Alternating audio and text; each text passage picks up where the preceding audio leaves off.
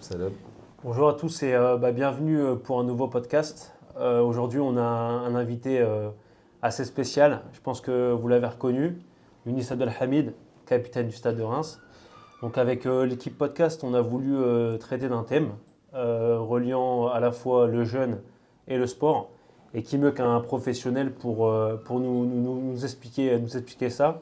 Younis, une brève introduction, tu te présentes? Salam alaikum, c'est Younis Abdelhamid, joueur professionnel au Stade de Reims, défenseur. Donc merci à vous pour l'invitation. Avec grand plaisir, merci à toi Younis. Donc on va commencer et te poser une petite série de questions et puis comme ça pourrait nous éclairer nous-mêmes Ça marche. sur comment on pourrait rallier le sport et le jeune.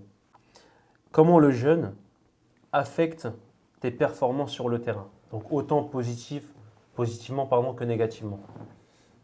Pour moi, le jeune n'affecte pas mes performances parce que on va dire que je change pas mes préparations. Et en plus, ça va au-delà du fait de ne pas boire, pas manger. On sait ce que représente le ramadan pour nous. Donc on est un peu, on va dire, formaté pour faire le ramadan et prêt. Donc ensuite, je m'adapte. Et voilà, je pense qu'on est aussi poussé. Voilà, on a une petite plus Spirituellement parlant, spirituellement. bien sûr. Donc je pense que on va dire, ça affecte plus. Si ça l'affecte, ça va l'affecter positivement D'accord. parce que voilà, on va être dans un état d'esprit différent, avec plus de sérénité, plus de piété. Donc alhamdoulilah. Après, c'est aussi une habitude. Voilà, Ok. depuis toute l'enfance, on a l'habitude de faire Mhm. le ramadan. Donc peu importe C'est les métiers. Voilà, bien moi, sûr, je fais du foot, mais bien il sûr. y a d'autres métiers, je pense, qui sont plus Plus difficiles. compliqué, bien sûr. Donc, euh, Alhamdoulilah. voilà, alhamdoulilah, je pense que. Donc ça n'affecte pas spécialement tes performances et évidemment le côté piété qui augmente pas pendant le mois du Ramadan évidemment te donne une force un peu spirituelle supplémentaire, complémentaire sur le terrain. Oui, bien sûr, parce voilà, on connaît le but du ramadan, comme je l'ai dit. Certes, on va dire les personnes qu'on côtoie au boulot ne Je le sais pas. savent pas, mais nous, on sait pourquoi on fait le jeûne. Mhm. Donc voilà, on est poussé et comme j'ai dit, ça n'affecte pas. Et en plus, moi, j'ai de la chance ici au Stade de Reims d'avoir, on va dire, des personnes compétentes et on sait qu'il y a des études Qui prouve évidemment. qui Ouais, prouvent qu'en termes de performance, en termes d'endurance, en termes de force, on perd pas. exactement. On perd pas, justement. Voilà, c'est des études Études scientifiques, bien sûr. scientifiques qui ont été Mhm. faites. On nous les a montrées. Donc voilà, après, c'est juste l'aspect mental Bien sûr, qui joue. qui joue. D'accord. Au fait. Merci Evan. Alors, Euh, est-ce que ton programme alimentaire, non pas sur la journée, mais ton programme alimentaire en général, euh, change et est différent pendant le mois du Ramadan? Oui, là, par contre, ça change parce que voilà, on passe de deux repas, du coup, Mhm. au lieu de trois. Et D'accord. donc, pour moi, le matin, par exemple, c'est comme un repas du soir. Donc, je suis D'accord. obligé Ouais. de prendre un peu Compenser, des sucres lents, des bien pâtes, sûr. du riz, Ouais. de la viande. Tu sais qu'il y en a, quand je leur dis, ça les choque un Bien peu. sûr, tu m'étonnes. Tu m'étonnes. Parce qu'on a l'habitude du petit déjeuner. Ouais. Mais voilà, c'est comme ça que je m'adapte. Bien sûr. En prenant aussi des protéines aussi en complément. Compensation. Mais donc voilà, j'essaie de faire deux gros repas, D'accord. que ce soit au ftor et au sahur. Bonsoir. C'est bon, ok. Donc c'est comme ça que mon régime alimentaire change. D'accord. Est-ce que tu prends après le sol, donc je suppose que euh, bon, tu vas à Tarawih, etc. Mais est-ce qu'en rentrant de la prière, tu manges un autre repas ou alors non, le Non, prochain c'est au non, matin? on va dire que je coupe au ftor, Ensuite, je mange au ok. ftor. Après Mhm. le tarawih, Mhm. ça m'arrive de prendre un shaker de protéines. D'accord, Voilà, c'est de la caséine, c'est parce que c'est par rapport à de la digestion qui est plus lente d'accord. par rapport à d'autres protéines. Mhm. Et ensuite, quand je me réveille le matin, j'en fais Chicken. un deuxième plat. Ok, Non, un un plat, deuxième ok, plat, d'accord. avec des Donc tu pâtes fais un complètes. plat, un shaker le soir pour la digestion lente et après le matin, Et tu le matin, je reprends. repars sur un deuxième Ok. plat. Donc, un apport plus calorique en protéines, un apport en protéines plus élevé le matin pour compenser ce que tu devais manger le midi et beaucoup de sucre lent. Pas forcément plus de protéines, mais aussi des glucides avec des pâtes D'accord? Donc, plus des et sucres lents. plus des D'accord. sucres lents, oui, Ok. parce que c'est ce Pour qu'on a pouvoir besoin tenir. pour pouvoir tenir sur la journée. D'accord, bien évidemment. Ok. Alors, euh, donc là, on a parlé de l'aspect alimentaire, mais maintenant, on va parler de l'aspect énergétique. Est-ce que tu as des espèces de tips, des choses un peu spécifiques pour pouvoir conserver les mêmes performances, conserver ton énergie dans les entraînements? Est-ce que tu as un repos particulier? Est-ce qu'il y a quelque chose qui change par rapport Non, en fait, c'est justement, le but, c'est que ça change pas. C'est que les habitudes que j'ai hors Ramadan, Mhm. que ce soit en termes d'entraînement sur le terrain, comme la façon ben, les kilomètres que je peux faire sur le terrain et les séances que j'ai l'habitude de faire avant l'entraînement, il faut que je m'y tienne.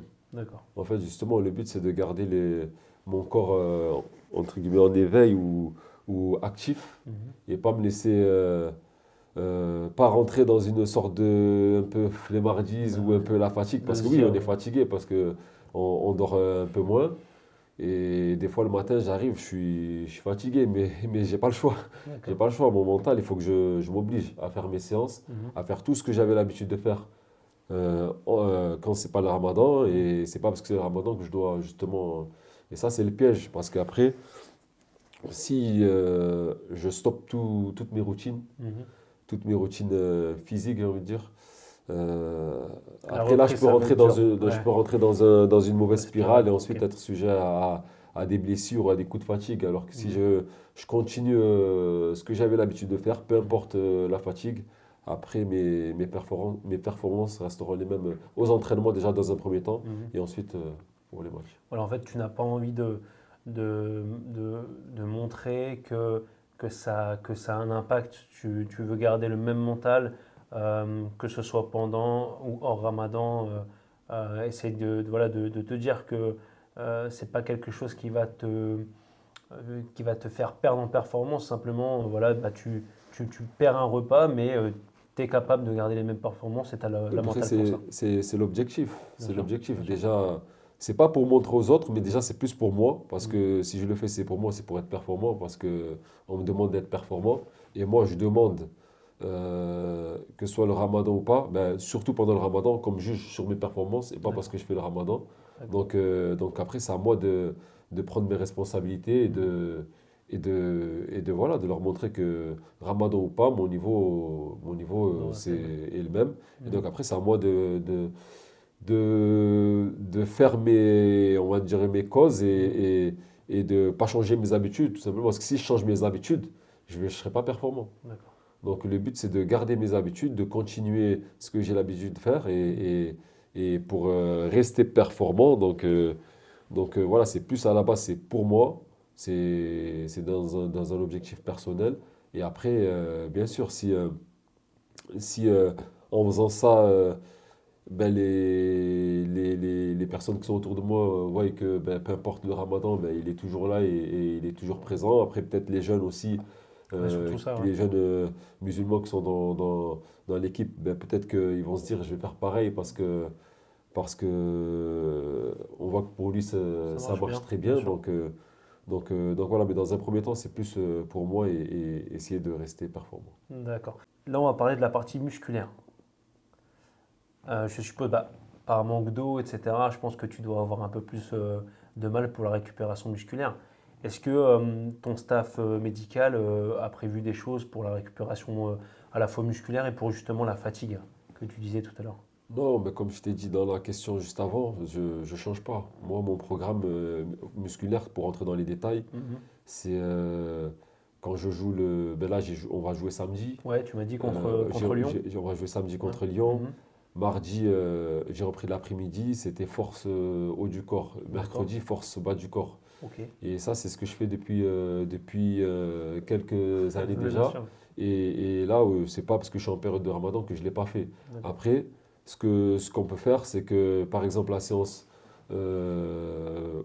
haut du corps, Mhm. on va dire, je l'ai coupé en deux. D'accord. J'ai fait une partie le mardi et j'ai fait une partie ce matin. Ok. Si je vois que moi, ben, je me sens un peu fatigué, parce que bien sûr, on n'est pas Tu vois, machine. des machines non C'est plus. clair, c'est clair. Et du coup, si on voit qu'on ressent un peu de fatigue, Mhm. on s'adapte comme ça avec, avec les prépas physiques. D'accord. Mais sinon, à la base, j'essaye vraiment de m'y tenir et de rester parce que c'est vraiment important de garder les muscles Ouais, bien. actifs Exactement. et justement pour éviter les blessures. Bien sûr, Ouais. exactement. Ok. Est-ce que le staff de ton équipe ou aussi le staff des autres équipes, notamment de la Ligue 1, ont mis en place des choses spécifiques pendant le mois du Ramadan? Bah, pour les autres équipes, je sais pas, mais après à Reims, franchement, on est bien lotis, on a la chance Mhm. d'être dans un bon club qui est aussi compréhensif. Mhm. Donc, par exemple, cette année, j'ai pas eu l'occasion parce que j'ai pas fait de match à l'extérieur où j'ai dormi là-bas. Ok, Mais les années d'avant, je sais que ils envoyaient un cahier des charges à, à l'hôtel d'accord. et pour avoir de quoi manger le matin. Donc, on était livré dans nos chambres 30 minutes Ah, super, ouais, génial. avant l'heure du fajr. Donc, Ok. des choses comme. Et pareil pour le ftor Mhm. quand on arrive la veille. Mhm. Et, euh, et là, cette saison et l'année dernière aussi, il y a on va dire Mhm. des box à disposition où chaque joueur doit prendre après chaque entraînement une box pour le ftor et une box pour le matin. Mhm. Donc voilà, c'est des petites actions comme ça, des petites attentions comme ça voilà, qui font plaisir déjà et Mhm. qui facilitent aussi plus les jeunes parce que voilà, ils sont seuls. Bien sûr. Mais voilà, qui facilitent pour eux aussi leur pratique. Mhm. Et pareil pour ceux qui sont au centre d'entraînement, voilà, on a la chance d'avoir un self-restaurant au D'accord. centre d'entraînement, donc Génial. ils ont Mhm.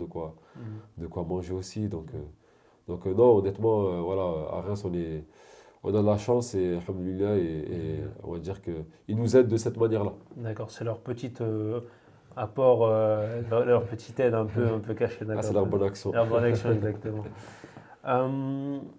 Younis, tu me coupes, t'hésites pas à me couper si je me trompe, mais il me semble que tu as commencé le foot tard, enfin en tant que professionnel. Euh, Qu'est-ce que tu pourrais donner comme conseil à nos jeunes qui nous suivent et qui aimeraient bah, faire du football leur métier? Ah, ça, c'est dur parce que il y a d'enfants rêvent d'être footballeurs, mais très peu y arrivent. Et d'ailleurs, moi aussi, j'ai rêvé. Je pensais ne pas y arriver parce que j'ai pas le parcours Le parcours j'ai pas le classique, bien sûr. parcours classique du centre Mhm. de Bien formation. sûr. Voilà, je suis arrivé à 23 ans en passant par des clubs amateurs et à un moment où je m'y attendais plus. Mhm. Et du coup, donc voilà, j'ai eu la chance maintenant de faire une carrière. Le plus important, c'est de prendre du plaisir, déjà s'amuser sur le terrain. Bien sûr. Ensuite, je pense qu'il faut d'abord avoir la priorité, c'est les études. Mhm. Voilà, les Et parce que études. toi, tu as favorisé la fin de tes études avant de... Ben, comme j'y pensais plus, je suis allé, moi je faisais mes études dans la comptabilité D'accord, et à la base je comptais vraiment devenir, enfin, aller dans la filière de l'expertise comptable. d'accord, très bien. Et jusqu'au jour où j'ai eu la possibilité de rentrer dans un cabinet d'expertise comptable Waouh, et d'accord. en même temps On d'intégrer t'a appelé... un club pro. Donc après j'ai fait le choix. Alors, Mais choix cornélien ou ça a été facile? là, ça a été dur. Ça a été dur quand même? Franchement, ça a été dur Ouais, parce que le foot, c'est trop aléatoire et évidemment. c'était un risque. Mhm.